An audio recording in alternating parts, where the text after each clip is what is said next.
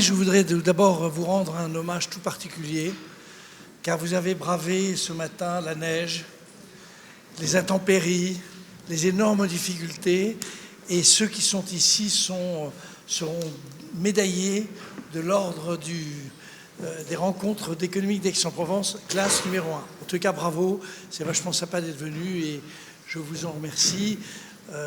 Comme vous savez, il y a un peu plus de 120 entreprises qui sont nos partenaires et évidemment, vous représentez au moins la moitié, c'est formidable. Premier point. Deuxième point, je voudrais vous présenter très rapidement l'équipe qui organise, alors pas toute l'équipe parce qu'on est nombreux, mais ceux qui organisent ces rencontres d'Aix et qui le font avec un talent que, évidemment, vous reconnaissez, puisque sinon vous ne seriez pas là. Je voulais évidemment présenter, alors en numéro 1, nous avons la présidente de notre conseil de surveillance, qui est Marie Cassin, que tout le monde connaît. Non, vous n'êtes pas obligé d'applaudir, mais enfin, si vous voulez, vous pouvez le faire. Ça vous réchauffe les mains, c'est bon, c'est bien, c'est bon. Marion, que vous connaissez aussi, et qui, en réalité, est la directrice éditoriale, c'est-à-dire qu'elle s'occupe à la fois du programme et de la communication, donc interne, externe, voilà. Là aussi, peut-être se réchauffer les mains. Après, nous avons Hélène. Hélène qui est casque d'or, casque d'argent, et qui s'occupe à la fois des partenaires, c'est-à-dire de vous, c'est elle qui va vous expliquer comment on va organiser les dernières semaines qui nous restent avant Aix, et puis elle s'occupe aussi d'une grande initiative que nous avons lancée cette année, et qui est cette opération jeunesse, qui n'est pas du tout ce qu'on a fait jusqu'à maintenant et qui, je crois, va donner un souffle à l'événement un peu particulier. Et puis il y a Laure. Ah oui, elle applaudit. Non, parce que casque d'argent, c'est elle et casque d'or, c'est moi. Et puis il y a Laure. Laure, je ne sais pas où elle est passée, elle est là. Et Laure, c'est elle qui gère l'événement au sens logistique, matériel. Avec Marie, elles font tout ce qui est la partie ludique, c'est-à-dire la partie qui est pour vous la plus importante, évidemment. C'est elle qui remplit les piscines, enfin bon, ceci. Tout ça va vous être fait. On a exactement 1h15, donc on va essayer de respecter de manière scrupuleuse les horaires. Je les ai là. Je voudrais juste ajouter peut-être 2 mots plus personnel.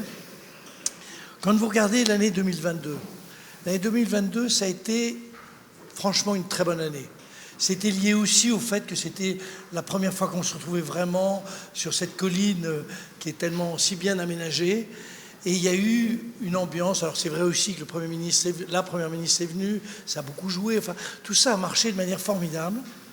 Et nous, on a eu l'impression d'aboutir à un niveau qui était un niveau supérieur à ce qu'on avait connu dans le passé. C'est normal, hein, on progresse, toutes vos entreprises progressent de la même manière.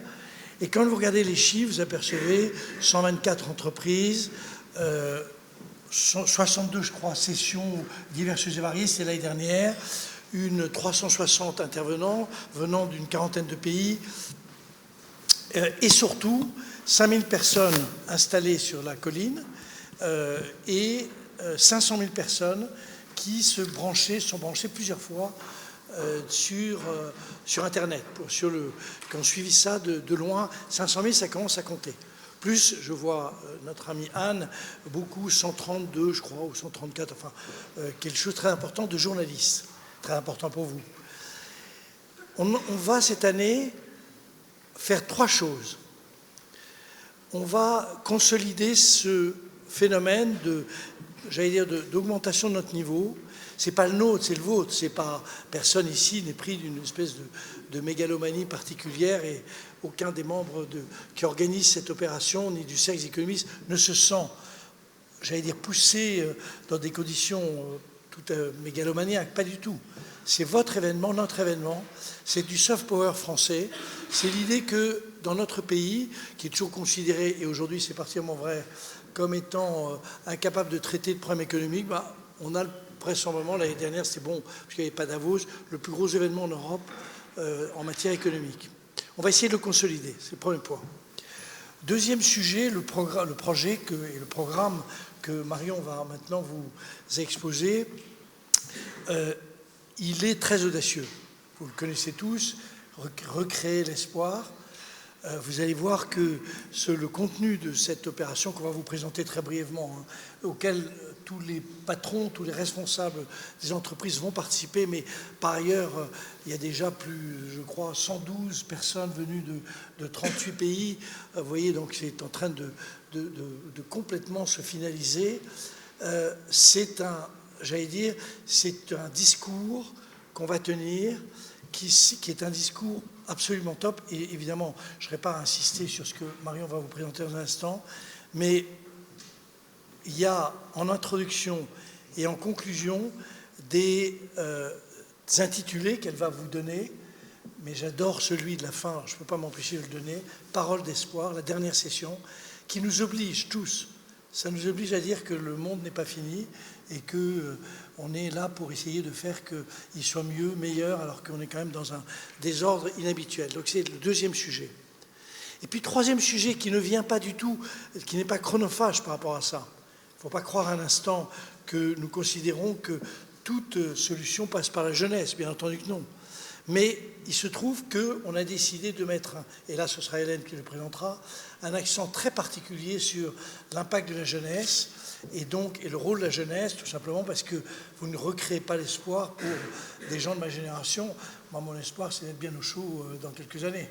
Donc il n'y a pas de, de caractère qui soit un caractère intergénérationnel ambigu, mais c'est vrai qu'on va faire un effort génial. Alors, vous allez avoir, et maintenant je termine là-dessus, en premier, Marion qui va faire une petite introduction, Patrick Artus qui va cadrer intellectuellement le sujet, donc je le remercie. Après, en toute simplicité, oui, il va cadrer le sujet. Il ne le sait pas, mais maintenant il le sait, il est au courant. Il y a Pierre Jacquet qui va reprendre deux des journées, le vendredi et le samedi. Moi, je dirais juste quelques mots sur la fin, sur l'espoir. L'espoir, on va le traiter rapidement. Ça, ce sera toute la première partie, et elle est minutée, donc n'oubliez pas, à 9h, à 10h moins le quart, vous êtes partis. Après, on va attaquer les problèmes de la jeunesse et des partenaires. Ce sera Hélène qui va le faire avec, j'espère, comme toujours, un talent exceptionnel. Après, on va avoir toute une partie, je résume, toute une partie sur l'organisation matérielle et l'événementiel, les opéras, les trucs, le jazz. Jazz, ça s'écrit J-A-2-Z. Pour ceux qui ne sauraient pas, hein, jazz. C'est important, vous voyez que c'est pour nous très important. Jazz. Et puis, on va revenir sur la communication et on terminera, si Hélène le veut bien, on terminera par le fait de voir quelles sont les étapes qui demeurent pour préparer l'opération. La seule chose, et ce sera, on va laisser tomber les conclusions et tout ça, parce que ça rase tout le monde, ce que je peux vous dire, c'est que maintenant, l'opération, elle est lancée, on est à 3 mois, on a le financement, grâce à vous.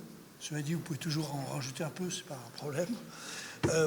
On a le thème, on a les partenaires, on a les intervenants, on a le ludique, on a absolument tout.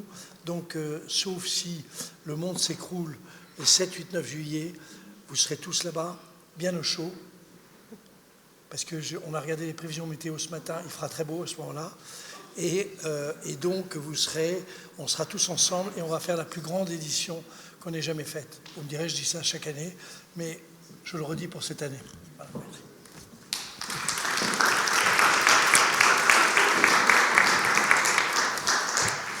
Bonjour, donc je vais vous raconter un tout petit peu l'axe éditorial que nous avons choisi cette année.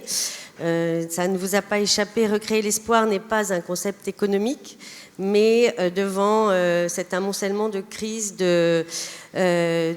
sociales, écologiques, économiques, et un constat quand même assez dramatique, puisque je crois que dans une étude, j'avais entendu que seulement 17% des jeunes Européens souhaitaient vivre dans le futur Le Cercle des économistes et les équipes ont effectivement décidé cette année de donner ce titre qui peut sembler un petit peu hors sol, recréer l'espoir, mais l'espoir est la condition de l'action. Et c'est dans ce sens-là qu'on va donc construire nos 3 journées de conférences avec 4 mots assez forts qui sont les incertitudes, les espoirs donc, les choix et les rebonds. Ça sera effectivement la ligne éditoriale qui guidera les 66 tables rondes de cette édition. On a également 4 niveaux d'action pour ces 4 grands concepts que sont l'individu, le territoire et l'entreprise, les pays et l'Europe et le monde. Donc ça sera le cadre, je dirais, qui structurera ces 4 jours. Nous avons aujourd'hui déjà beaucoup d'intervenants et conférenciers qui nous ont confirmé leur présence, mis à part les chefs d'entreprise dont vous êtes. Et je vais en citer quelques-uns, mais vous avez, je crois, tout dans votre dossier. Évidemment, au niveau du gouvernement, Bruno Le Maire et Elisabeth Borne ont confirmé qu'ils seraient là. Laurence Boone également. Christine Lagarde sera des nôtres et elle le fait toujours avec grand bonheur. Mais on aura également la directrice générale de l'OMC, Annabelle Gonzalez, Andrew Bailey, qui est gouverneur de la Banque d'Angleterre, Nadia Calvino, qui est vice-présidente d'Espagne, Pierre-Olivier Gourin-Chasse du FMI, mais on aura aussi des intervenants un peu différents, tels que le conseiller IA du Vatican ou des activistes, notamment une activiste balinaise, Mélanie Vilsen, qui sera là, Madame Thorning-Schmidt, l'ex-premier ministre du Danemark, et des économistes de renom comme Rogoff et Milanovic. Donc ça, c'est une partie des intervenants qui ont aujourd'hui confirmé leur venue. Vous dire que cette année, les rencontres commencent à 11h vendredi matin par une grande session d'ouverture qui, je pense, va laisser quelques souvenirs puisqu'on va faire quelque chose d'assez inédit. On a également cette année voulu créer un nouveau format de table ronde pour un petit peu rythmer les journées qui sont quand même très longues. Et on a le samedi 12 controverses qui sont des petits formats d'une demi-heure où seulement 2 intervenants échangeront et débattront avec un modérateur de manière à entrer un petit peu plus dans le concret et à avoir 2 choix ou 2 possibles choix de sociétés qui seront débattus pendant ces 12 controverses. Donc c'est un format qui va être dynamique et court, exprès pour un petit peu aérer le programme et permettre des prises de parole un peu différentes des prises de parole en table ronde. Je crois que je vous ai tout dit, je ne sais plus ce que je dois aborder encore. Oui, donc voilà, et donc 110 conférenciers étrangers à terme, et puis 135 prises de parole de chefs d'entreprise, 66 économistes, dont nos membres du cercle évidemment, et puis 66 journalistes modérateurs qui viendront aider à la coordination des sessions. Je vais te passer la parole. Merci beaucoup.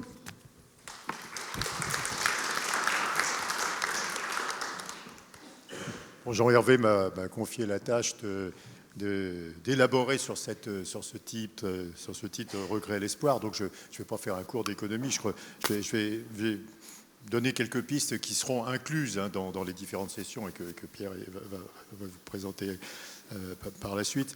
Donc je vais me concentrer sur l'Europe.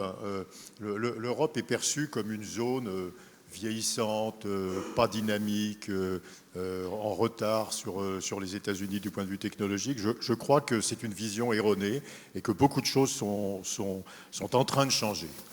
Nous avons une industrie qui se redresse. Pour la première fois, l'emploi industriel dans les dernières années a augmenté en Europe. Et c'est une rupture considérable par rapport au passé. Et donc on se réindustrialise. Il faut savoir, par exemple, qu'on a beaucoup discuté de l'IRA, le programme américain de subvention des de la transition énergétique, des matériels pour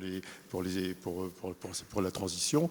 En Europe, il y a de l'argent public disponible pour la transition énergétique, pour la transition technologique, qui est en montant 3 fois supérieur à l'IRA. Hein, c'est 0,5% du PIB par an contre 0,17% du PIB par an.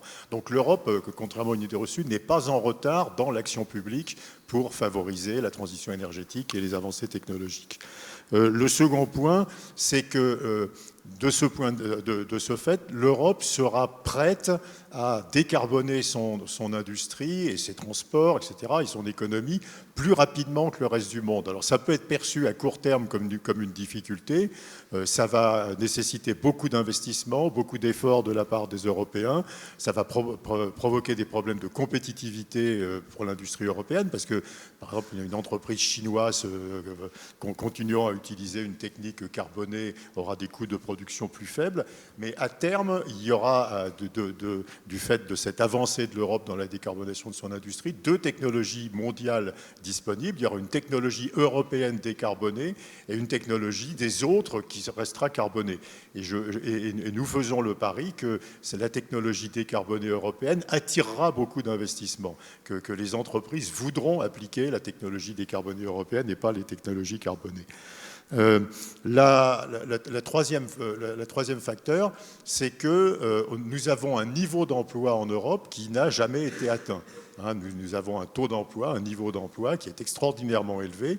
Et ceci, ça prouve un certain dynamisme de l'économie européenne, contrairement à ce qu'on entend.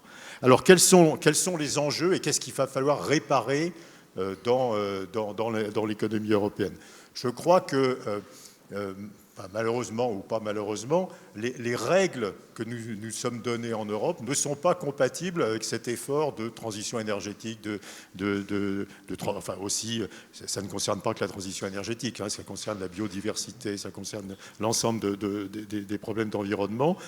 Ça sera extrêmement difficile de conserver les règles budgétaires, les règles monétaires du passé, et je crois qu'il faut avoir une réflexion sur la levée, la suspension pour un temps, dans une certaine mesure, de façon à financer des investissements ciblés de ces règles monétaires et budgétaires. Je ne crois pas que ça sera une bonne idée de revenir au pacte de stabilité du passé. Je ne crois pas que ça sera une bonne idée de s'acharner à ramener l'inflation à 2%, parce que ça cassera l'effort d'investissement. Et donc, il faudra que les Européens considèrent qu'ils ont un environnement économique particulier qui nécessite la levée de ces règles.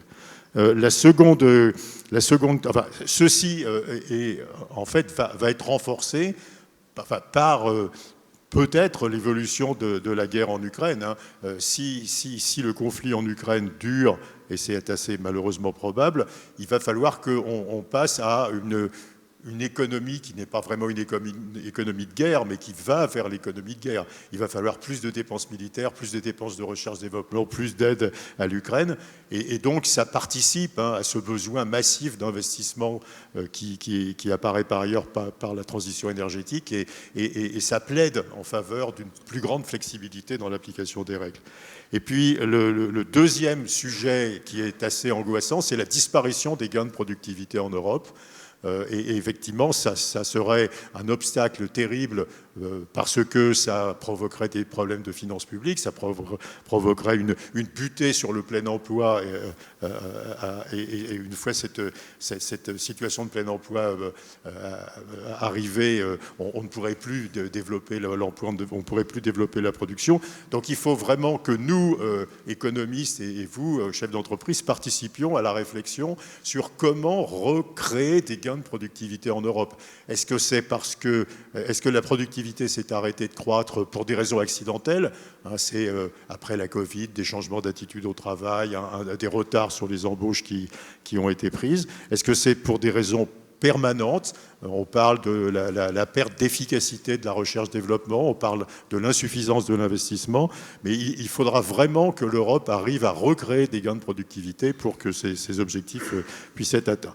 Donc voilà, c'est un programme qui part de pistes d'espoir. Hein. L'Europe n'est pas morte, hein, il ne faut pas enterrer l'Europe, mais qui pose des conditions de politique économique pour que ces pistes d'espoir puissent se développer. Merci.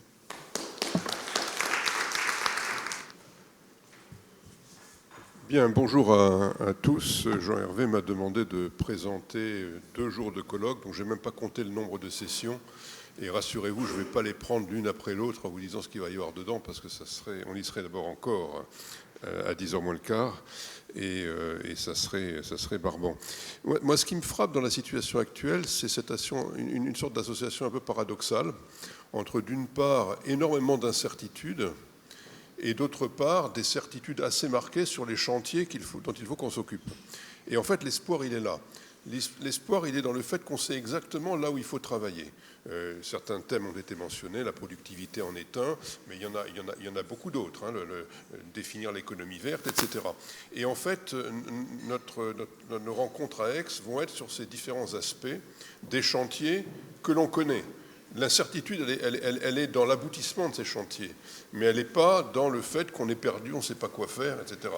Et donc, regarder l'avenir et impliquer les jeunes, d'ailleurs, parce que finalement, ces chantiers veulent dire qu'on est dans un monde qui change, et c'est vrai qu'il y a une attitude de vieux dans un monde qui change, la crainte des changements, la nostalgie du passé, souvent d'ailleurs totalement injustifiée. Et donc, l'une des raisons aussi pour lesquelles on associe les jeunes, c'est que les jeunes, par définition, n'ont pas cette nostalgie du passé. Et donc, ils sont à même de prendre à bras-le-corps les différents chantiers dont nous avons parlé. Donc, première idée, cette association un peu paradoxale d'incertitude, et quand même de savoir exactement là où il faut qu'on mette nos efforts. Alors, je crois que les chantiers, pour moi, ils se résument à un certain nombre de grandes idées, finalement. La première idée qui me semble très forte, surtout dans le contexte actuel, dans notre pays, mais ça va bien au-delà, c'est le besoin de recréer un nouveau contrat social dans un monde, dans un contexte différent. C'est un contexte dans lequel on redécouvre la notion de rareté. Elle n'est pas placée d'ailleurs au même endroit qu'elle l'était dans le passé. Et donc les raretés évoluent, il faut redéfinir comment gérer des produits rares qui ne sont pas encore une fois les mêmes que la vision que l'on avait il y a quelques années et quelques décennies. Il faut réinventer la croissance, à un moment où la croissance du produit intérieur brut tel que nous la mesurons trouve ses limites. Et il nous offre d'ailleurs des perspectives incertaines, puisque le thème de la productivité est cela. Comment on va la définir, cette productivité, pour qu'elle prenne en compte non seulement ce qu'on mesure aujourd'hui par les valeurs monétaires, mais tout un tas de choses qui ne sont pas suffisamment mesurées. Et je crois que dans les chantiers à venir, redéfinir les valeurs et donc la productivité et en extraire les ressources nécessaires, parce que, in fine, c'est ça qu'il faut faire. Je crois que ça va être très, très fondamental. Comprendre aussi, troisième aspect de ce chantier, que la moyenne qui nous attire toujours, hein, on parle toujours en moyenne, on parle du PIB par tête, qui est quand même une moyenne, parce qu'on divise par le nombre d'habitants, du déficit public, tout ça ce sont des moyennes. Ça ne nous dit pas où vont les ressources, ça ne dit pas qui les reçoit, et donc comprendre que la moyenne ne correspond pas aux espérances des individus, c'est un aspect qui me semble très important dans la recréation de ce dialogue social. C'est d'ailleurs pour ça qu'à Aix, on a tout un parcours sur l'individu. Parce que je crois qu'on ne peut pas appréhender la réalité de la situation actuelle uniquement par la moyenne. On ne peut pas simplement parler des pays, parler du monde, et puis ne pas parler de l'individu. Ça serait une erreur majeure, à la fois parce que l'individu est acteur de son destin, mais aussi parce que dans le jugement des politiques publiques, dans le jugement de l'évolution, eh bien, le point de vue de l'individu, comme on le voit d'ailleurs aujourd'hui, surtout avec les réseaux sociaux, mais pas seulement, est important.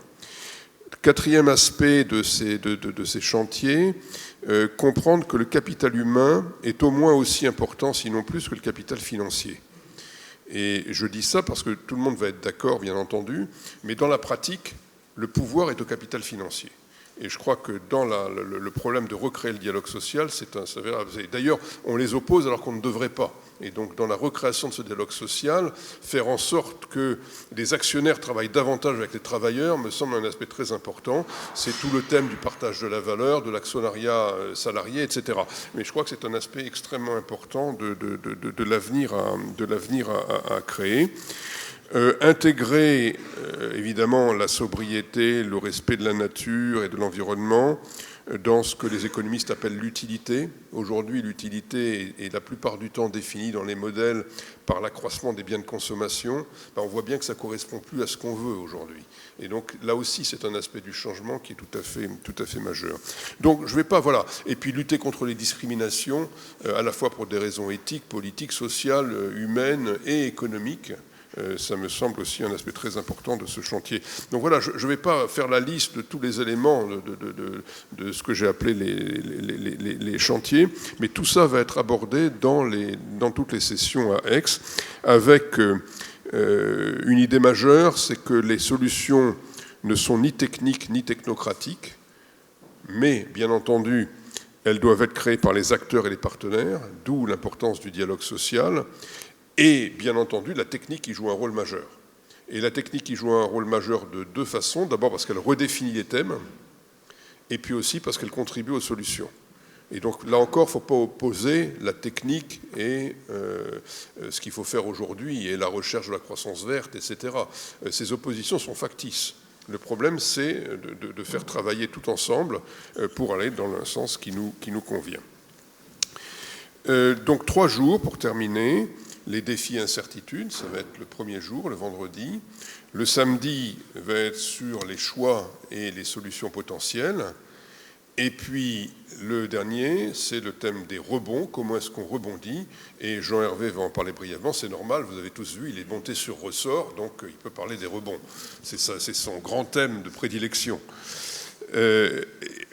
Et au-delà des séances, il y a 4 parcours. J'ai mentionné le parcours individuel, le parcours sur les individus, où il va s'agir de parler du bien-être individuel, du travail, du rôle du travail dans la vie, du lien entre bien-être et sobriété, de la conscience écologique croissante, mais aussi de la santé, de ce que peut apporter le progrès médical, de la réduction des inégalités, notamment de patrimoine, de l'attitude vis-à-vis du changement, de choix de régime alimentaire, des comportements d'épargne et d'investissement, de la liberté. Tout ça va être abordé dans les différentes sessions de ce parcours individu sur les 2 jours du vendredi et du samedi. Ensuite, il y a un parcours territoire et entreprise qui est intéressant. Donc, c'est l'étape intermédiaire de la mise en collectivité, si vous voulez, avec des thèmes qui sont sur l'économie circulaire, sur les nouvelles formes de mobilité. On voit bien que la mobilité n'a plus le même sens aujourd'hui, à une époque où les réseaux sociaux nous mettent en contact en permanence. Donc on n'a plus besoin du même type de mobilité physique, mais on a quand même encore besoin de se rencontrer. Et donc les mobilités vont jouer un rôle tout à fait majeur dans notre avenir. La cohabitation entre le monde urbain et le monde rural, l'avenir du tourisme, la gestion de la mixité sociale, la transition écologique, tout ça fait partie de ce parcours entreprise et territoire qui va aussi être l'un des 4 parcours à Aix. Un 3e parcours sur les pays, la nation, donc les politiques publiques, politiques éducatives bien entendu, mais aussi l'organisation de la société, donc les nouvelles voies VOIES, mais aussi peut-être VOIX d'ailleurs, de la démocratie, l'avenir de l'industrialisation, Patrick en a parlé, c'est au cœur évidemment de l'avenir économique, mais pas seulement, la politique de formation continue, la gestion des défis du vieillissement, bon on est dans un débat qui en fait partie bien entendu aujourd'hui, et plus généralement d'ailleurs la politique macroéconomique. Tout ça va faire partie de ce parcours pays. Et puis un parcours Europe et monde. Donc que veut dire l'économie circulaire au niveau mondial, quel type de coordination fiscale, et on a fait des progrès, conquête spatiale, gestion de la dette, dilemme entre protection et exploitation, par exemple les océans, mais aussi les ressources, et la gestion durable des ressources. Mais je voudrais dire un mot sur le monde, parce qu'on a tendance à dire aujourd'hui, le monde est en crise géopolitique majeure, etc. Tout ça est vrai, bien entendu, mais quand on parle de l'information, elle est toujours négative. On oublie les bons aspects. C'est un peu comme pour l'Europe. On parle toujours de l'Europe négativement, au lieu de se dire que l'Europe est un miracle. C'est quelque chose d'extraordinairement improbable que les pays européens ont créé entre eux. On pourrait commencer par dire ça, et du coup, on comprendrait mieux les difficultés qu'il faut résoudre sans arrêt. Résoudre des difficultés, ça fait partie de notre quotidien à tous. Donc c'est un peu normal que le monde en ait, que notre pays en ait, etc. Mais dans le débat sur l'information, on parle toujours des difficultés. Bien, quand on regarde aujourd'hui le monde, la coopération internationale continue à exister. D'ailleurs, elle a joué un rôle majeur dans la gestion du Covid. Deux, il y a tout un tas de normes qui sont en place et qui nous permettent d'interagir les uns avec les autres. Internet ne fonctionnerait pas s'il n'y avait pas d'accord international. Donc il y a tout un tas de domaines dans lesquels la coopération fonctionne. Donc il ne faut pas s'arrêter simplement aux problèmes majeurs, évidemment, qu'il faut résoudre aujourd'hui et qui nous donnent une impression d'un monde totalement en désordre, etc. C'est vrai, c'est à la fois vrai et faux. C'est vrai, mais derrière, il y a tout un tas de choses qui se passent et qui montrent que les pays savent et les peuples savent encore coopérer entre eux. Donc voilà, beaucoup de raisons d'espérer. Cet espoir, il faut le construire ensemble. Il ne va pas venir tout seul, mais c'est un peu normal aussi. Et donc, ayons une attitude de jeunes et préparons ensemble l'avenir en écoutant d'ailleurs les jeunes. Merci.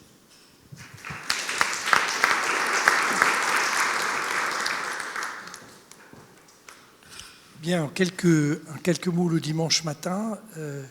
C'est un dimanche qui sera très particulier puisque ce choix de prendre le thème, un thème très optimiste, il faut qu'il se concrétise par des propositions qui seront celles, au fond, de la fin de notre matinée du dimanche, avec ce très joli terme pour la session finale, qui est celui de parole d'espoir. Parole d'espoir, ça donne un peu une espèce de caractère très littéraire.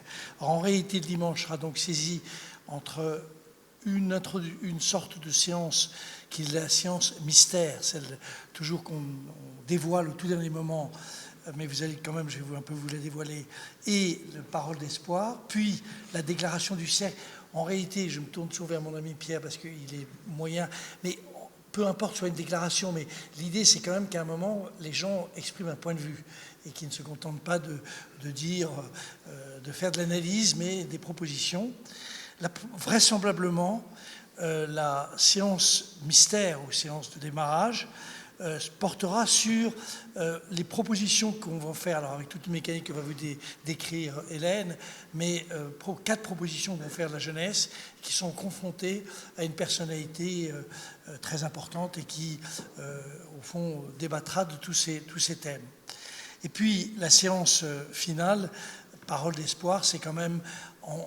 L'espoir, ce n'est pas uniquement des décisions, décider que la Banque centrale va augmenter de 0,25 points. C'est l'idée qu'une société croit en elle-même, elle pense son avenir et que c'est notre cas. Alors, évidemment, ce qu'a décrit Pierre est très important parce qu'il y a toutes les conditions. Si on prend notre journée d'aujourd'hui, celle de la 10e journée de mobilisation sur les retraites, en réalité, les retraites, c'est un bout d'un sujet qui est beaucoup plus important et qui est celui du rapport des Français au travail, qui, contrairement à ce que tel ou tel a pu dire, n'est pas du tout une sorte de fuite devant le travail ou de paresse, c'est juste le fait qu'on arrive à un terme d'un cycle où le travail doit prendre plus de sens, doit donner plus de perspectives, doit recréer des conditions qui sont les conditions d'insertion des uns et des autres. Et ce que Pierre a indiqué, c'est que tout au long des 2 premiers jours, sur à peu près tous les thèmes, on aura posé tous les problèmes finalement et les conditions pour qu'on puisse affirmer des propositions, et c'est ce qui sera le cas le dimanche. Donc, séance mystère, mais qui n'est plus, pour démarrer assez tôt. Et puis, 3 groupes de sessions, donc ça en fera 12.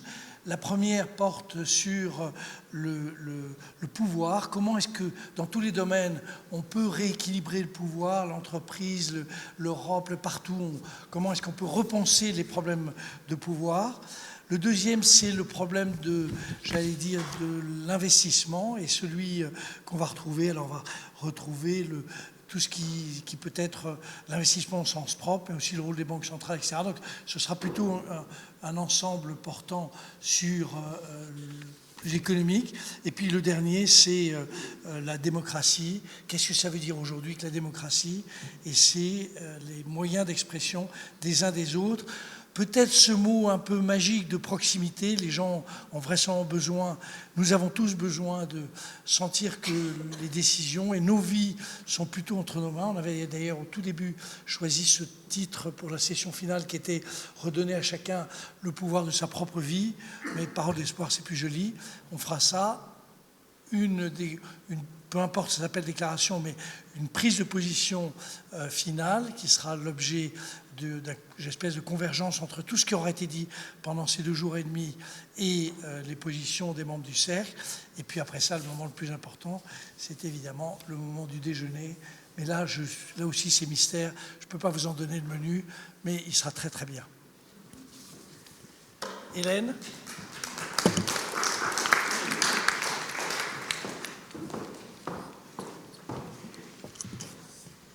Eh bien, bonjour à tous. Donc, je vais mettre ma double casquette d'argent, du coup, pour vous parler à la fois de vous, les partenaires, de vous remercier. D'ailleurs, juste petite notification, vous avez dû voir des QR codes sur les côtés à l'entrée, également sur vos badges. Comme l'année dernière, dans un petit souci de sobriété, et voilà, pour passer à l'étape du numérique, vous avez l'intégralité du programme et de tous les éléments qui vous sont présentés aujourd'hui, téléchargeables via ce QR code, donc sur votre badge. Donc déjà pour commencer, donc encore un grand merci. Merci à vous d'être là, de nous soutenir pour cette 23e édition. Vous voyez, en effet, vous êtes tous présents et en nombre, et on vous remercie vraiment de ce soutien qui est très important, qui est formidable et vraiment pour nous un point très très important. Donc 123 partenaires, 23 nouveaux. Un petit peu tous les ans, le même nombre de partenaires et ce renouvellement toujours identique, et qui permet quelque part aussi à challenger un petit peu les débats et la richesse des programmes pendant ces 3 jours. Évidemment des soutiens financiers, que vous êtes tous là, et encore un grand merci à vous, mais également des partenaires institutionnels, puisque sans aussi ce soutien de la région, de la ville, les rencontres n'existeraient pas. Donc un grand merci également à nos partenaires de la ville d'Aix, de la région, de l'université, puisque cet ancrage académique est vraiment très très important pour le cercle et pour les rencontres. Le festival d'art lyrique, évidemment, puisque ce sont, pour ceux qui le savent, vraiment les origines aussi des rencontres. Et puis nos partenaires écosystèmes qui nous apportent un petit twist dans cette expérience des 3 jours, avec l'école Lesca, la ferme de Violaine et Bird pour les petites trottinettes pour la mobilité. Voilà. Donc à nouveau encore un grand merci à vous. Donc du coup je mets ma 2e casquette et je passe à la jeunesse. Comme le disait notre président monsieur Lorenzi en introduction, il est vrai que sur la jeunesse cette année, il y a un changement de posture. Et pour reprendre le terme de Pierre Jacquet, membre du cercle, qui disait que la jeunesse prend un peu, on va dire, son avenir à bras-le-corps, eh bien, le cercle a pris le sujet de la jeunesse à bras-le-corps, en changeant de posture, en positionnant la jeunesse de manière différente, en réfléchissant en fait aux enjeux autour d'une politique autour de la jeunesse. Le sujet de la jeunesse, qui était évidemment présent jusqu'à présent au cercle via le projet La Parole au 18-28, et qui fêtait ses 10 ans l'année dernière, a été totalement transformé en un projet qui s'appelle Jeunesse au pluriel, puisqu'il est clair que aujourd'hui les jeunesses, et notamment avec le Covid, a été vraiment confrontée à des problématiques importantes en termes de pouvoir d'achat, en termes de logement, en termes de formation, en termes de santé et d'isolement. Et c'est vraiment ce sujet-là qui a été au cœur des réflexions du Cercle des économistes, en se disant il faut vraiment qu'on change de posture. Donc on a phosphoré depuis l'été dernier pour mettre en place un dispositif qui, à terme, comme le disait également M. Lorenzi, sera de proposer à Aix-en-Provence 4 propositions concrètes en faveur d'une politique pour la jeunesse. Alors comment ça va s'articuler ? Ça va s'articuler en 3 temps. 3 temps qui sont à chaque fois bien définis avec une fonction bien précise, puisque le temps 1 est vraiment celui des conversations. C'est la grande nouveauté sur ce dispositif, c'est que l'idée a été de dire on va faire une politique de la jeunesse, hein, mais on va la faire avec les jeunes et on va phosphorer avec eux. Le cercle des économistes va être là pour apporter l'éclairage économique, mais on va partir des problématiques des jeunes. Et pour ça, donc ce temps 1, celui des conversations, sur un média spécifique et celui de Jam, qui en fait utilise le principe de Messenger et qui se veut vraiment à terme d'avoir une photographie vraiment réaliste de tous les enjeux autour des jeunesses, de leurs problématiques en termes de pouvoir d'achat, d'emploi, etc. Et cette particularité de ce dispositif des conversations est que nous allons et nous avons, puisqu'on a d'ores et déjà les premiers chiffres qui sont apparus, mais nous avons auditionné 25 000 jeunes unique, donc pendant ces quelques semaines de conversation, et qui donc voilà, vous avez les chiffres là, plus de quasiment 5 millions d'impressions et plus de 25 000 jeunes engagés, donc 25 000 jeunes uniques qui ont répondu à ce questionnaire. Donc c'est vraiment un dispositif colossal, et d'ailleurs que j'ai le plaisir d'organiser avec Camille et Chloé qui sont sur le côté.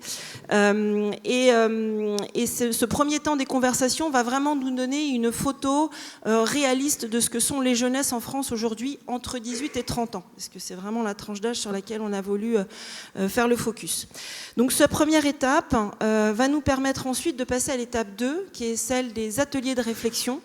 Il y en aura 4, parce que l'idée c'est quand même d'organiser un petit peu ça et de définir des thématiques.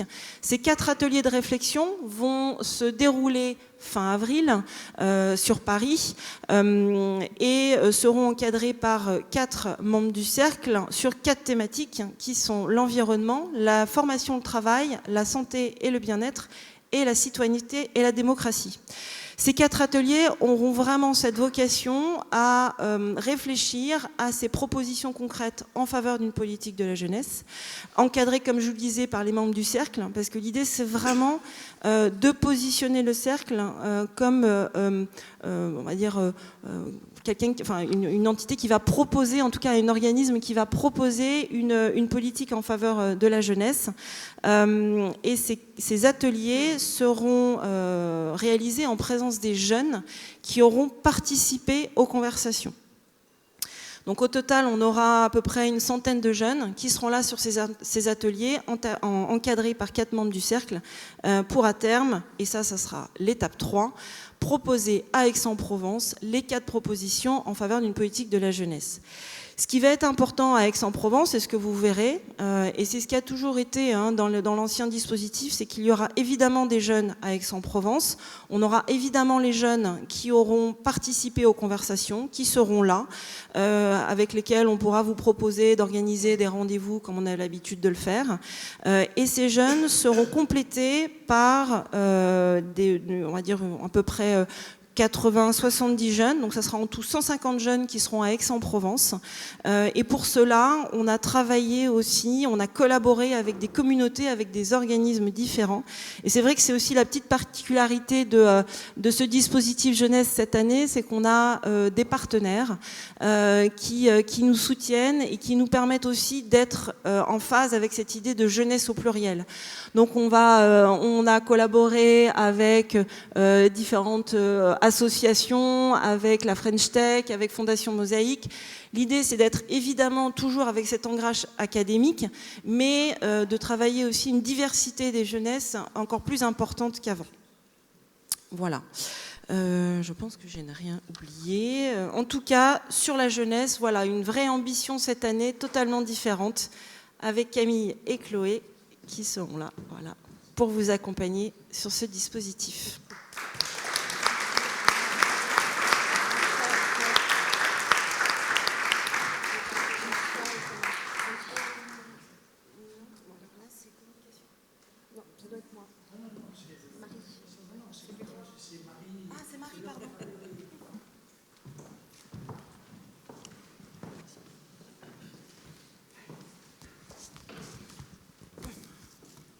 Alors moi j'ai le plaisir de vous présenter avec Laure, bien sûr, et toute son équipe, la partie des rencontres qui en fait une alchimie si particulière. Entre le sérieux et l'engagement du programme et le plaisir de se retrouver au début de l'été, de se rencontrer au début de l'été, dans un lieu qui est très beau, dans un très bel endroit, chargé de culture, entouré de beaucoup de musique, avec le Festival d'Aix qui effectivement fait partie de nos racines, avec une nouveauté aussi maintenant chaque année avec TSF Jazz sur un concert de jazz qui vous sera présenté, mais où nous tenons à rendre particulièrement hommage au grand personnage qui va venir, mais qui a un engagement pédagogique auprès des jeunes extrêmement important et un engagement très important comme ambassadeur de bonne volonté auprès de l'UNESCO. Et c'est en cela qu'il participe aussi des rencontres. Je vais donc laisser la parole à Laure, qui est l'artisan de toute cette organisation, qui va vous décrire les soirées, les déjeuners, les dîners, et ensuite la partie musicale vous sera présentée par Mathias Coulot du festival et Sébastien Vidal de TSF Jazz. Voilà, Laure, je te laisse la parole. Merci Marie. Bonjour à tous. Ravie de vous retrouver à nouveau cette année et ravie de faire connaissance également à certains d'entre vous qui ne connaissaient pas encore les rencontres. Donc pour expliquer un petit peu l'articulation et l'organisation sur place, voilà un plan du parc Jourdan. Qui habituellement est boisé et une pelouse verte ou presque verte parce qu'il fait très chaud, que nous allons transformer pour ces rencontres. On construit 4 amphithéâtres sous une structure des tentes, tout simplement, enfin des grandes tentes. Pour les médias, cette année, une nouveauté, un village média. De plus en plus nombreux, donc on va tout mettre en place pour les accueillir comme il faut. Des cafés éphémères, cette fois-ci il y en aura 2, c'est une nouveauté. Le premier café éphémère est devenu trop petit, vous êtes très nombreux tous les ans, donc on s'agrandit. Un deuxième café éphémère et l'espace restauration change d'emplacement cette année, on le met à l'entrée en fait du parc. Pour ceux d'entre vous qui étaient là en 2021, vous connaissez cet emplacement, c'est le même, plus grand, plus d'espace. Toujours pareil, on est de plus en plus nombreux à Aix, donc il faut pousser un peu les murs. Pour les 3 déjeuners, vendredi, samedi, dimanche, ils auront lieu dans cet espace restauration à Aix. Le vendredi soir, une soirée à l'hôtel de Caumont et nous remercions Engie qui nous y accueille chaque année. Cette année, une nouveauté, un concert de piano, un jeune... j'ai la voix qui tremble, excusez-moi. Un jeune pianiste, 22 ans, prodige, un jeune prodige, qui a remporté le prix Long Thibault en 2022. Ça va être une très très très belle soirée. L'hôtel de Caumont accueille également l'exposition Max Ernst. Tu veux en dire 2 mots ou... Non, mais c'est toujours très bien les expositions. Voilà. Vous avez vu celle de Klein, celle de... Puis Max Ernst, tout le monde connaît, je ne vais pas faire une description. Le samedi soir, le cocktail aura lieu également dans le parc Jourdan. Oui, enfin également parce qu'on y passe toute la journée, pardon. Et ces 2 soirées seront ponctuées d'opéra. Je passerai la parole à Mathias. Et le samedi soir, le concert de jazz, je passerai la parole à Sébastien Vidal. Merci également à Ardian pour le samedi soir de nous accueillir au cocktail. Moi, Mathias. Je voudrais juste, si tu permets, compléter d'une note d'histoire des rencontres économiques d'Aix-en-Provence. Alors, nous sommes dans le parc Jourdan, mais comme vous le savez, nous avons des liens très forts depuis toujours avec l'université d'Aix-Marseille. Et donc ces liens, bien que nous ayons quitté les lieux de l'université, gardent la même force dans le Parc Jourdan. Nous l'avons fait à l'époque Covid, parce que nous ne pouvions pas être dans des lieux fermés. Et ça a eu tellement de succès d'être sur cette colline et sous ces tentes qu'on s'est efforcé de poursuivre à cet endroit-là. Mais nos liens avec l'université sont toujours aussi importants. Vous imaginez bien qu'avec le Cercle des économistes, ça ne peut pas être autrement. Voilà. Mathias. Bonjour, donc Mathias Coulot, Festival d'Aix-en-Provence. Donc, une fois n'est pas coutume, pour présenter des opéras, cher Jean Hervé, je vais utiliser une donnée économique. Puisque lorsque Mozart a composé en 1790 Così fan tutte, qui est l'opéra de Mozart que vous allez retrouver cette année, qui est l'opéra des 75 ans, puisque c'est les 75 ans du festival, et que quand le festival a été créé en 48, c'est Così fan tutte qui a été donné. L'espérance de vie en Europe était de 30 ans. Et donc, ce n'était pas incohérent qu'en fait, il ait décidé, dans cette histoire de couple, au pluriel, et de problèmes de couple, de les situer dans la vingtaine, puisque à 30 ans, on était mort, et lui en est un exemple assez concret. Dimitri Tcherniakov, qui est le grand metteur en scène russe à qui nous avons fait appel pour cette relecture de Così fan tutte, qui a déjà fait des relectures célèbres en festival, dont Carmen. Dimitri a dit, de nos jours, l'espérance de vie étant plus de 30 ans, c'est une incohérence de faire chanter toujours des gamins de 20 ans pour des problématiques qui sont des problématiques de couple et qui sont plutôt des problématiques de couple d'une sorte de crise de la quarantaine.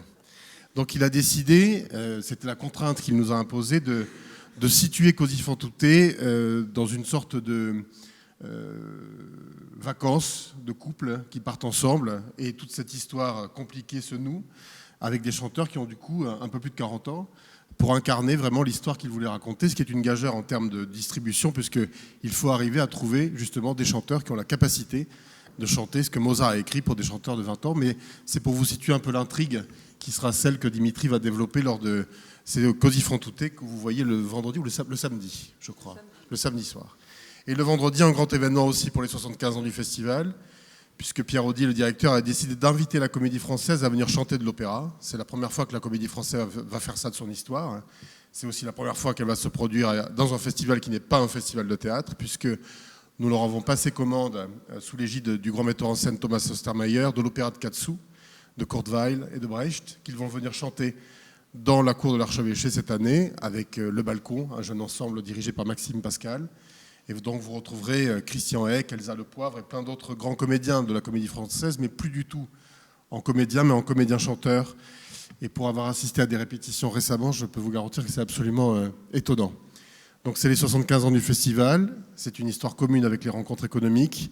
C'est donc cette année d'avoir la possibilité d'entendre Jonas Kaufmann pour la première fois, Ludovic Tézier, Penepati, John Osborne, Maria Agresta, Lisette Oropesa, enfin tous les plus grands chanteurs, et puis dirigé par Simon Rattle, Thomas Engelbrock, Klaus Makela. Donc on est très fiers d'avoir reçu le 27 février le prix du meilleur festival du monde pour notre édition 2022. Merci beaucoup.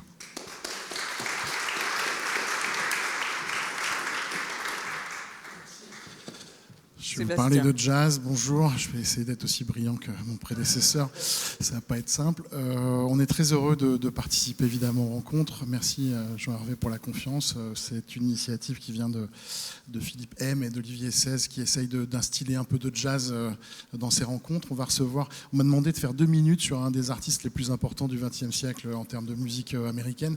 Donc je vais essayer de faire court. Ce qui est étonnant avec cet artiste, c'est que c'est évidemment un immense pianiste de jazz, mais c'est aussi un artiste extrêmement populaire et qu'il l'est depuis qu'il a 20 ans. Il est rentré à la fois dans l'orchestre de Miles Davis en 1960, il a enregistré son premier disque et son premier morceau, sa première composition est devenu un tube de radio aux États-Unis dès 1961. Et c'est quelqu'un qui a toujours connu le succès tout au fil de sa carrière, tout en étant au top de ce qu'est la créativité du jazz. C'est Herbie Hancock, vous le voyez là. Il a 82 printemps, il est très très en forme, il viendra avec son groupe. Qu'est-ce que je peux dire? Vous le connaissez évidemment puisque vous avez tous écouté Rock It, vous avez tous découvert Rock It sur MTV. J'ai hésité, je dois dire j'ai hésité. J'ai voulu mettre un petit morceau musical, je me suis dit bon allez non je le fais pas. Non mais tout le monde le connaît, le petit robot, voilà, c'est un des premiers clips.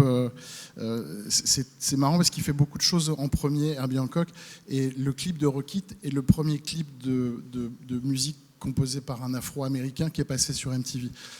C'est dire s'il fait des choses importantes.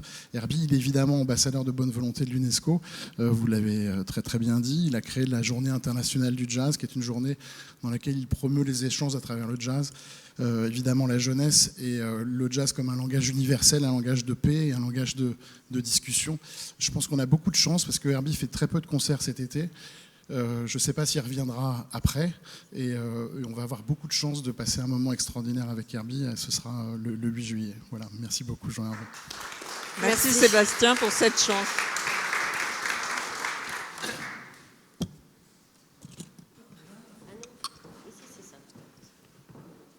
Me revoilà, pardon. Voilà. On accueille Anne Bidoli et Alban Schneider, qui sont tous les deux, Anne directrice média et Alban responsable des réseaux sociaux, pour vous parler de la communication, puisque c'est un grand, je dirais, un grand moment important des rencontres économiques qui sont intellectuellement passionnantes, mais également le lieu pour faire et pour rencontrer un certain nombre de médias. Donc Anne, je vais juste te laisser faire un petit bilan de l'année dernière. Très vite fait. Bonjour à tous. Donc l'année dernière, c'était une année exceptionnelle. Jean-Hervé l'a déjà dit, mais en médias aussi, puisqu'on a eu 1700 retombées presse, une progression de 117% par rapport à 2021, 131 journalistes présents, nationaux et internationaux, regroupant 45 médias. On a monté 11 partenariats médias avec France Bleu, PACA, BFM Business, Les Échos, etc. Et on a eu un studio média, un grand studio qu'on a bien utilisé, mais qu'on compte optimiser encore cette année. Les points forts de l'année dernière, je crois que vous l'aviez découvert pour certains, c'était les petits points off qu'on avait mis en place pour que vous puissiez rencontrer les journalistes en off. Et puis, moi, je vous remercie parce qu'avec certains, on a réussi à monter des très beaux suppléments, notamment dans les Échos. Donc, voilà, avec une collaboration toujours plus forte avec vous. Et puis, l'année prochaine, enfin, pour cette année, en 2023, donc Laure l'a dit, on crée un village média pour que vous puissiez mieux vous repérer dans le parc, où on rassemblera BFM Business, La Tribune, L'Opinion, Challenge, enfin tous les médias qui nous rejoignent cette année encore. Et puis un nouveau studio média, plus grand. On n'a pas les photos à vous montrer encore parce qu'il est en construction. Donc un studio média plus grand où on pourra faire encore plus d'interviews. Donc on compte sur vous. Donc sur le numérique, je ne vais pas vous noyer sous les chiffres, même si je sais que Jean-Hervé aime particulièrement les chiffres. On a 3 leviers qu'on va essayer d'enclencher cette année sur la base des résultats qu'on a eus l'année dernière, qui sont plutôt encourageants. Le premier, c'est de mobiliser nos communautés, les communautés du Cercle, qui sont vraiment la force du Cercle.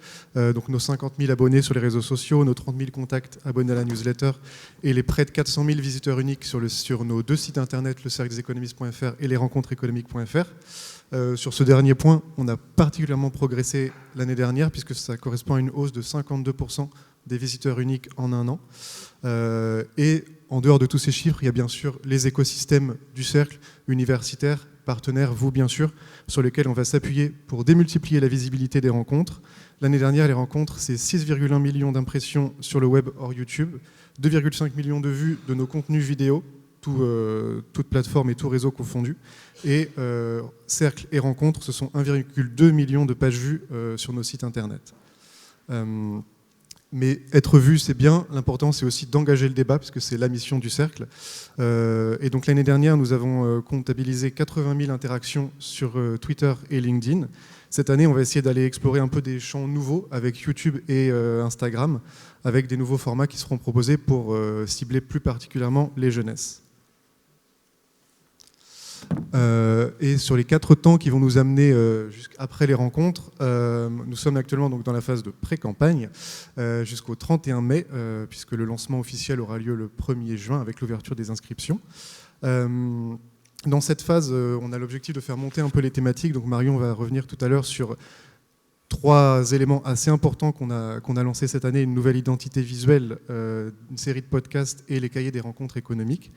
Dans cette première phase, on va aussi, et c'est ça qui va vous intéresser particulièrement peut-être, organiser à la fin du mois de mai une petite session de présentation de notre stratégie de communication, notamment sur le digital, avec la mise à disposition d'un kit de communication qu'on vous présentera, qu'on vous expliquera, et on sera à votre disposition pour répondre à toutes vos questions sur la stratégie qui nous amènera jusqu'à Aix et sur la manière dont on peut vous aider à communiquer au mieux.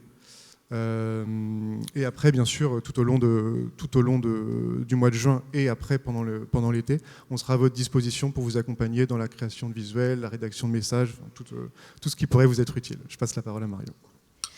Merci à tous les deux. En termes de médias et de presse, je remercie aussi l'agence Anderby avec laquelle on travaille pour la deuxième année, qui nous accompagnera au niveau des relations publiques, qui sera également à votre disposition. Donc Anne vous donnera et vous communiquera les coordonnées pour pouvoir organiser les interviews, et elles seront nombreuses. Donc ça sera sur place à partir de... Enfin, il commence à travailler avec nous dans très peu de temps.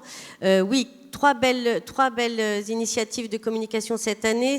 Vous l'avez vu, un changement total de notre identité graphique, que ce soit pour le Cercle des économistes que pour les rencontres économiques. Donc un travail qui a été mené dans l'idée de créer une cohérence entre les deux qui était pas forcément évidente avec les logos initiaux qui avaient plus de 20 ans et qui avaient eu un grand succès, mais qu'il a fallu, pour les raisons de communication numérique surtout, un petit peu lifter. Donc voilà cette nouvelle image. On espère que voilà, elle va vite s'ancrer dans les esprits. Une deuxième grande opération sont les cahiers des rencontres économiques. Donc suite au succès assez phénoménal l'année dernière des notes économiques qu'avait lancé Jean Hervé autour des thématiques des rencontres et qu'on avait construit un petit peu en avançant, on a cette année un petit peu plus anticipé et lancé donc ces 4 cahiers qui reprennent les 4 grands temps forts des rencontres, les incertitudes, les espoirs, les choix et les rebonds, et qui sont coécrits par plusieurs auteurs, membres du cercle, mais également des sociologues, des philosophes, des journalistes, sur ces thématiques, avec chacun un petit recueil de réflexions sur ces thèmes. Et la dernière belle opération que nous avons lancée, c'est une série de podcasts qui a commencé déjà et dont on est très fiers, qu'on co-fabrique avec Louis Média, une agence dont c'est le métier. Donc c'est vraiment très professionnalisé, et nous avons mis l'accent cette année sur la jeunesse également dans ce podcast, puisque ce sont des entretiens avec la plupart de nos meilleurs jeunes économistes ou nominés des dernières années, et qui s'entretiennent avec un jeune ou moins jeune sur des grands enjeux et des grands concepts économiques. Donc on a déjà, je crois, deux podcasts qui ont été mis en ligne, 5 podcasts mis en ligne, et on va comme ça aller jusqu'à la fin de l'année. Voilà pour la communication. Donc on est à votre disposition, comme Anne l'a dit, évidemment, pour organiser au mieux les prises de parole et les interviews. On a déjà aujourd'hui 55 grands journalistes qui viendront modérer les sessions d'à peu près tous les médias français, quelques internationaux, et on attend, comme l'année dernière, à peu près 150 journalistes accrédités pour les rencontres. Donc ils seront tout aussi nombreux, je pense, voire plus que les années précédentes. Voilà, merci beaucoup.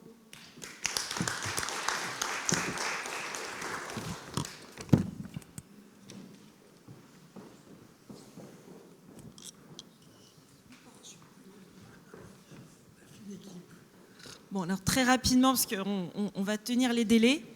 Je voulais juste reprendre la parole très rapidement déjà pour vous présenter l'équipe partenaire qui va vous accompagner cette année. Donc Dukinsia, voilà, qui a rejoint l'équipe il y a quelques semaines, et Thomas, que certains connaissent déjà et qui était déjà là l'année dernière. Donc, concrètement, pour vous, pour préparer les rencontres, vous verrez de toute façon, tout sera évidemment détaillé, indiqué dans le dossier, donc que vous pouvez télécharger. Les grandes dates à retenir, sachez que cette année, nous, on va travailler par compte, c'est-à-dire que chacun de nous trois sera votre contact privilégié pour vous préparer aux rencontres cette année. D'ici la fin de semaine, vous allez recevoir un mail avec justement une première prise de contact, un début de rétro-planning et une mise en place d'organisation pour vous accompagner avec différents points intermédiaires. Ce qu'il faut retenir, donc cette année, grande nouveauté, nous nous digitalisons liaison, sur la logistique. C'est-à-dire que dans le mail que vous allez recevoir, on va vous expliquer que pour tout ce qui est préparation, organisation de votre délégation, tout se fera via un lien en ligne avec une plateforme dédiée et vous aurez juste à remplir, mais il y a un mode d'emploi, enfin tout sera bien expliqué et on sera également là pour vous accompagner sur cette organisation. Donc, cette plateforme dont je viens de vous parler va ouvrir à partir du 17 avril et vous aurez jusqu'au 1er juin pour tout remplir. D'ici là, n'hésitez pas à nous envoyer le logo, nous repréciser le contact RP et nous indiquer le contact opérationnel qui sera là justement pour mettre en place toute la logistique autour de votre délégation. Ensuite, voilà, l'idée, c'est vraiment, au fur et à mesure, de vous tenir informé des différentes étapes, de travailler ensemble, et la logistique, et l'intervention, et le networking, et les RP. Et tout ça se fera de manière progressive jusqu'aux rencontres. Si vous avez la moindre question, on sera de toute façon là, tous les trois à votre disposition, pour faire que cette 23e édition soit parfaite, presque. Bien, bah écoutez, on a tenu très précisément le timing. Je vais faire un remerciement et une incitation.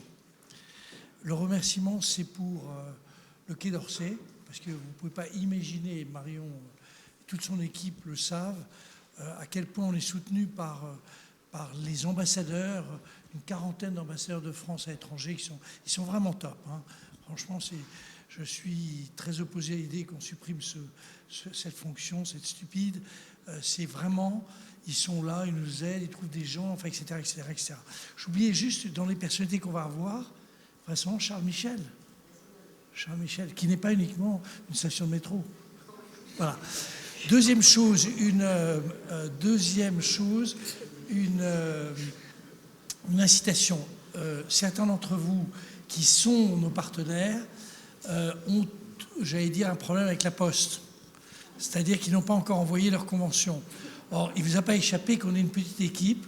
Elle est formidable, cette équipe. Moi, j'ai travaillé avec ces 15 personnes. C'est un bonheur quotidien. Mais on est en train de faire le plus gros événement, évidemment, en France, en Europe. On a quand même besoin d'un peu de sous et de certitude pour pouvoir aller chercher des prêts chez les banquiers.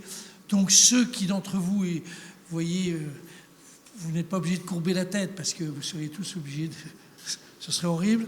Mais ceux qui, par hasard, auraient oublié d'envoyer très rapidement la convention, et j'en vois 2 ou 3 que je fixe de manière précise, vous revenez au bureau, par je ne sais pas quel moyen, mais enfin vous revenez. Au pire, si vraiment vous rentrez chez vous, vous venez demain matin, et là, vous me signez les conventions parce qu'on en a vraiment besoin. Voilà. Bonne journée, et puis on va réussir, c'est notre événement, c'est pas celui ni du cercle, ni de ceci, ni cela, c'est le nôtre de tous. On a vraiment une grande collaboration, c'est une coopération entre des institutions qui décident de faire un truc formidable au mois de juillet, aussi bien sur un plan musical et divers que sur un plan intellectuel, et ce sera exceptionnel. Mais, attendez, pour ceux qui ne se souviennent pas, convention, ça s'écrit C-O-N-V-E-T-I-O-N. Merci beaucoup.